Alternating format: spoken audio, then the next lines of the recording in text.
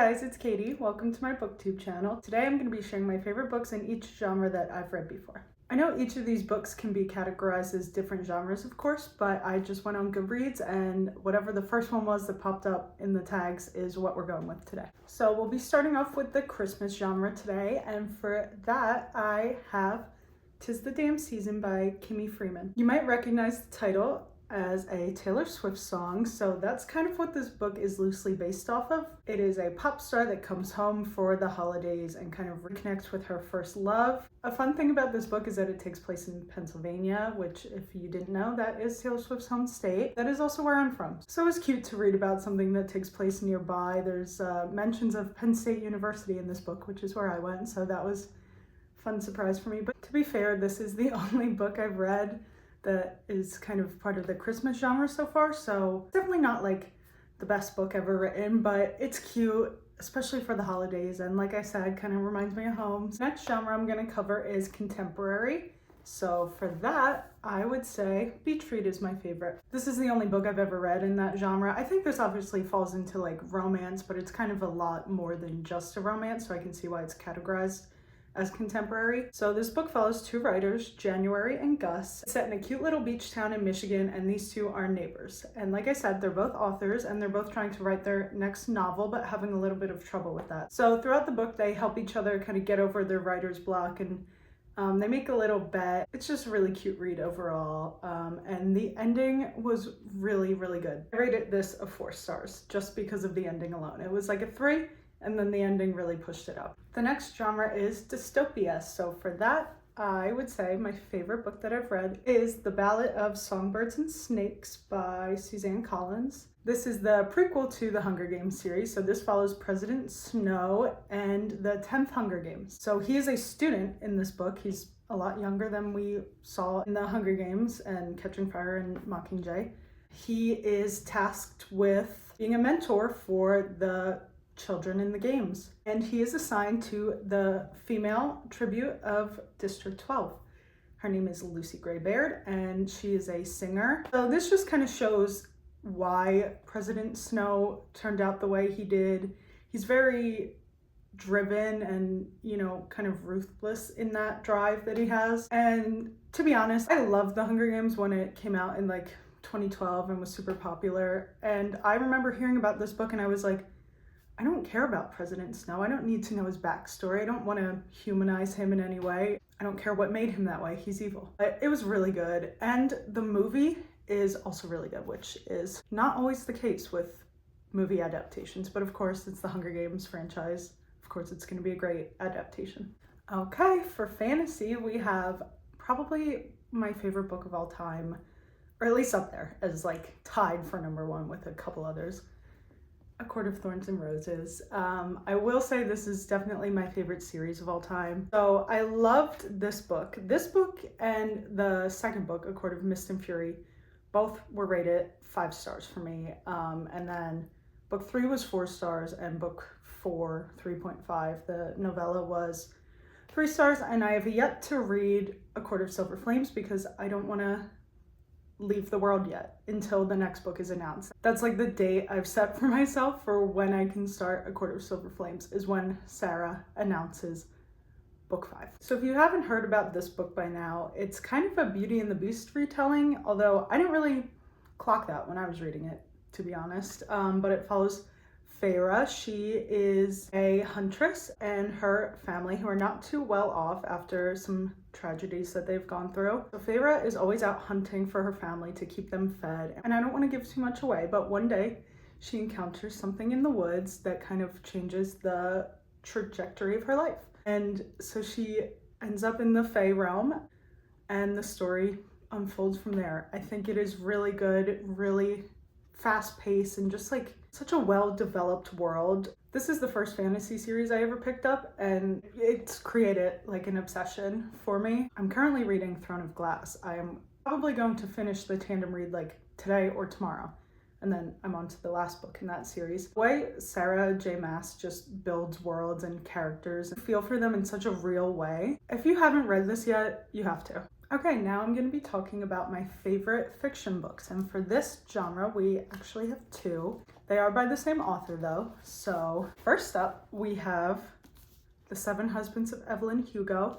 This is also one of my favorite books of all time. This is tied with ACOTAR for me. This was like the third book I think that I read in my reading journey, my adult reading journey, and I think about this book a lot. I just love the old Hollywood era, and I love Evelyn as a character, kind of how determined she was to become an actress, and she did what she had to do. And not all of it is what, you know, maybe a good person would always do, but I think that just makes it like an even more amazing story. You know, she's very real in this work of fiction. Yeah, it's just amazing. I studied abroad, and towards the end of my time in Europe, a friend and I traveled around for 2 weeks to like 5 different countries, and I was reading this on all those plane rides, and I just remember getting to a certain chapter, if you know, you know.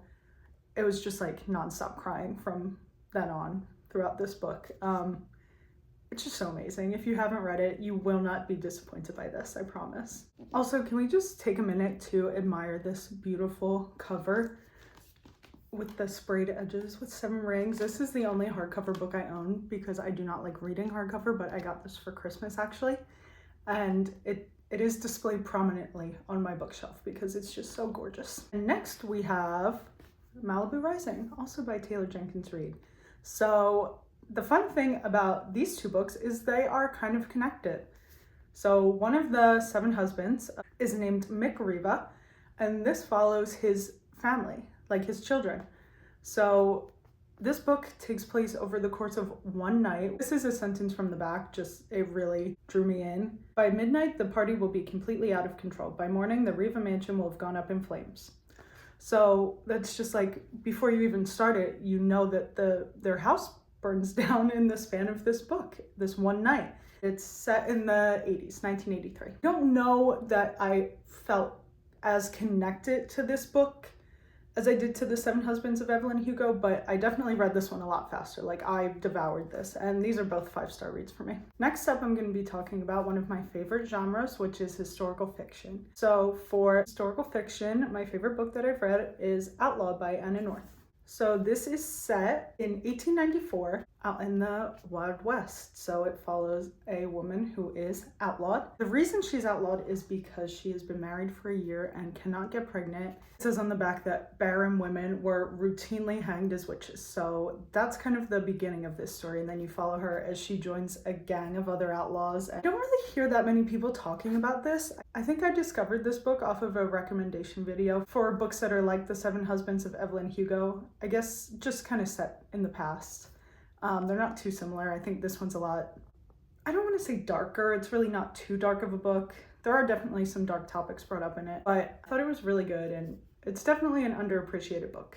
I also love, this is like one of my favorite covers. I just think it's so cool. And next up is horror, and for the horror genre, I would say my favorite book that I've read is The Final Girl Support Group by Grady Hendrix. So I love horror movies, and I try to love a lot of horror books, but they never really hit for me. So I was very happy to have found this book. This one I really enjoyed. I think this was maybe one of the first horror books that I've ever read, and I've just been kind of unlucky with the rest that I've read. So this book follows a group of final girls who all meet with each other because there's very few people that have survived what they have survived in their lives, which is losing, you know, a bunch of people that they love and care about and being the sole survivor left. So they kind of seek comfort in each other. So it turns out someone has found out about this group and is kind of hunting them down. As far as horror goes, I really don't think this book was that scary. If I'm remembering right, there's like one scene that was kind of like, ugh, gross. Yeah, overall it's not too bad, and it's a really gripping story. Like, I think I was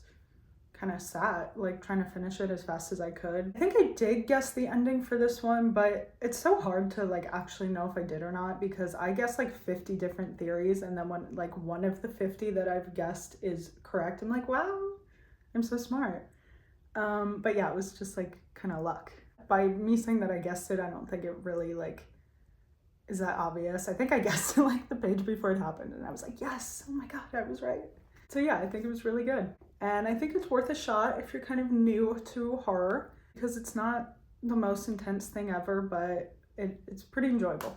Next up, we have mystery, and for mystery, I would say my favorite book that I've read is The Hunting Party by Lucy Foley. Lucy Foley is a pretty popular author, I think, within the mystery space. She has a couple other well-known books, but this is the only book I've read from her. I picked it up because I was going on a New Year's trip. I was actually going to watch Penn State in the Rose Bowl, and this takes place over New Year's, so not quite in, Pasadena, California like I was in. I believe this is in like the remote Scottish wilderness, so different locations for my trip and the trip that takes place in this book, but still same time. I don't think I saw this ending coming, to be honest. There's only like a few people that are even in this story. It's a pretty small like cast of characters. If you're trying to guess, you have maybe better odds than normal, but I didn't guess it. But yeah, I think it was good. I think it kind of explored some more complex things than just like a murder mystery type thing. It's about these couples who are all friends and they're going on this trip and one of them ends up dead.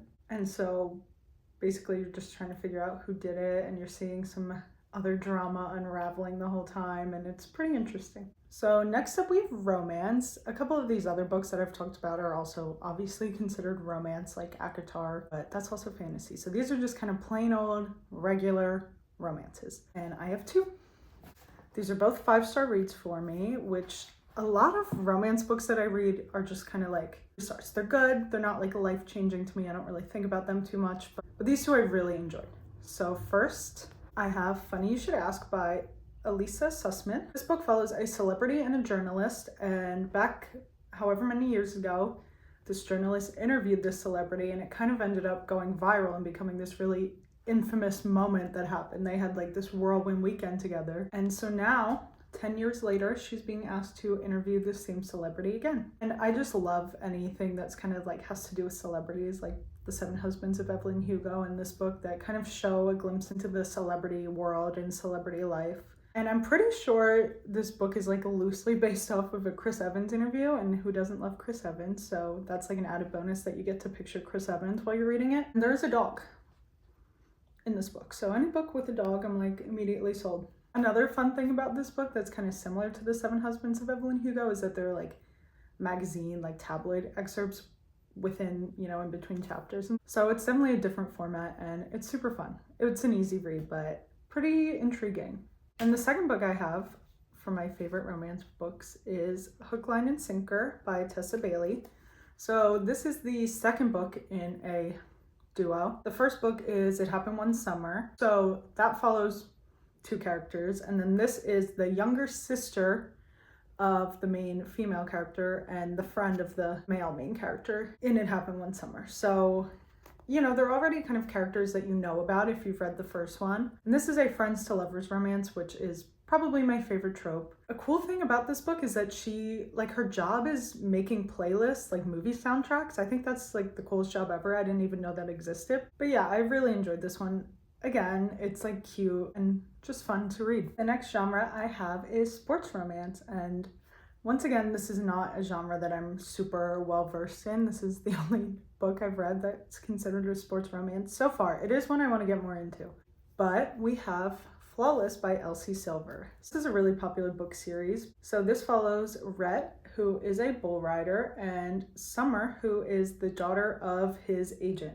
So Summer is tasked with helping him clean up his image after a little bit of a bad PR move that he makes. So yeah, it just kind of follows how that all works out, him cleaning up his image and stuff. Another fun thing about the series is that it has a lot of side characters. So he has quite a few siblings, and she has a best friend and a sibling who I know come up in the rest of the series. So it's always fun, I think, to just kind of be able to jump into a world where you really get to know these characters on a lot of different levels. So next up we have thriller, and I also have 2 books for this genre. So I'll start with this one. This is Verity by Colleen Hoover. Once again, this is a pretty well-known book on Book Talk. I did read this pretty early into my adult reading journey, so I definitely think that now I would maybe not enjoy this book as much just because I've read so many more things, but Colleen Hoover is a great place to start. I know she's gotten a lot of people back into reading. This is the only book I've read by her, and I rated it 4 stars. So this follows Lowen, who is a struggling writer, and Jeremy and Verity Crawford. So Verity is an author and she falls ill and is bedridden and she cannot finish the book she's been writing. So Lowen is invited to come and kind of ghostwrite for her. And so this kind of follows a little bit of a romance, but mostly a mystery because the more secrets are revealed, the longer that Lowen stays in the Crawford home and interacts with the people within it. The second book I have, which is also a 4-star for me, is A Flicker in the Dark. This book I actually think might be my favorite out of the mystery and horror and thriller books that I've read. This is by Stacey Willingham and it takes place in a small town in Louisiana. I've personally never been to Louisiana, but I love the vibes that I think it has. So I love the setting immediately. So when she was younger, 6 girls in her town went missing and were murdered. And it turns out that her dad was the one who did that. And so now 20 years later, a bunch of girls from her town are disappearing again. And obviously she feels connected to this case because she really was the first time. So I think this one, I also kind of guessed the ending, like the twist, the whodunit, but it definitely wasn't obvious. But yeah, I just thought this was really good. Once again, this is like not super scary and neither of these two books are. Just kind of more creepy. I think there's some like thrilling scenes that kind of have you on the edge of your seat. But yeah, overall, I wouldn't really say they're scary. Okay, and finally we have the young adult genre. So young adult is not really a genre that I'm super drawn to. I feel like it's something I'm maybe a little bit too old for, but I definitely have my exceptions to that. And one of them is the Throne of Glass series, but specifically Queen of Shadows. Like I said, I'm currently about to finish the tandem read, which is Tower of Dawn and Empire of Storms. They're books 5 and 6, I think. And so this is book 4. So this is the most recent book I've read besides the 2 that I'm currently reading. And like I said, I loved ACOTAR, what I've read of it so far. And I know a lot of people kind of love this series even more. For me, I think until this book, I wasn't quite there. But now after this book, just some certain things happened that really kind of hooked me into this book and I'm like, okay, I'm here. Like, I see what everyone's talking about. I will say, I think Empire of Storms I do like better than this one. But yeah, this was the first 5-star read for me in the Throne of Glass series. And the rest were 3 stars, so not bad by any means, but just not 5 stars for me. Actually, Airfire, I might have rated 4 stars. I'm not sure. But yeah, this was the first book in the series to really be like, okay, I see the vision, I get it. I'm not going to talk about this one too much or any of the plot or anything because if you haven't read this series at all, then, this is not where you should start. But yeah, if you've read it, like why I think this book really kind of picked up the series for me. Okay, thank you guys so much for watching. Maybe one day as I kind of expand and read more genres, I can make another video like this, but for now, these are all the genres that I've read and all of my favorite books within them. I hope you enjoyed watching. I hope, maybe you got some inspiration for your favorite genres. If you think I'm missing out on any like major books in any of these genres that you think I should read, let me know. I'm always looking for recommendations. But yeah, I hope you enjoyed. Bye.